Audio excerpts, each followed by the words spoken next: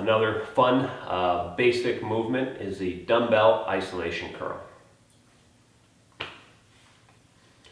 Okay, we've gone over a little bit of barbell basics. I'm going to try and keep these shorter. I think shorter is going to be just doing a movement or two be the best way to do this. So today we're going to be doing a dumbbell isolation curl.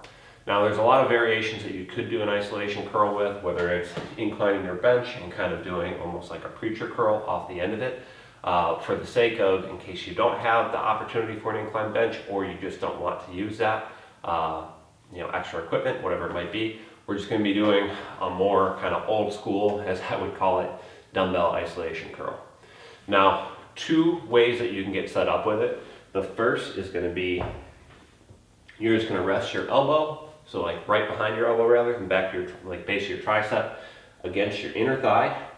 Arm is going to be hanging straight down, and then from there, you're curling straight up. The second way is going to be creating a little bridge across your lap, and then you're actually going to face your palm forward instead of into your body. And then same thing, instead of putting your base of your tricep against your inner thigh, you're going to have it against the back of your hand, and then curling just straight forward. Now, I know this might seem like it's the exact same thing, just different setups, but actually changing the angle that your shoulder is positioned at is going to change a little bit kind of how your bicep is flexing. So you have the two heads of your bicep are actually attached at different points in your shoulder.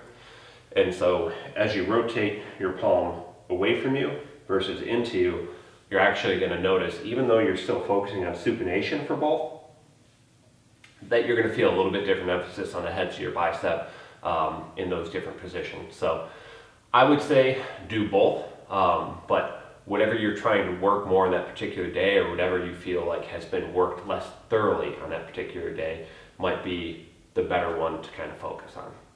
So that's really that. Go ahead and play around with it a little bit.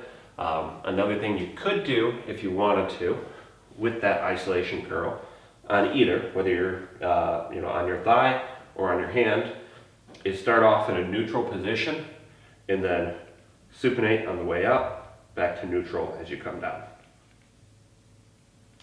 And then on your thigh here would just be,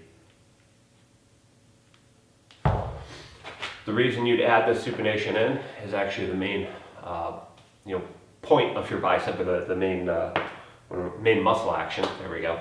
Main muscle action of your bicep is actually supination of that forearm. So supinating through the curl might be something that you feel a little bit better, muscle contractions with. But really, if you want to work those two heads of the bicep, as long as you are supinated through the movement, that's going to be kind of the bigger factor. So that's it for today, and see you next time.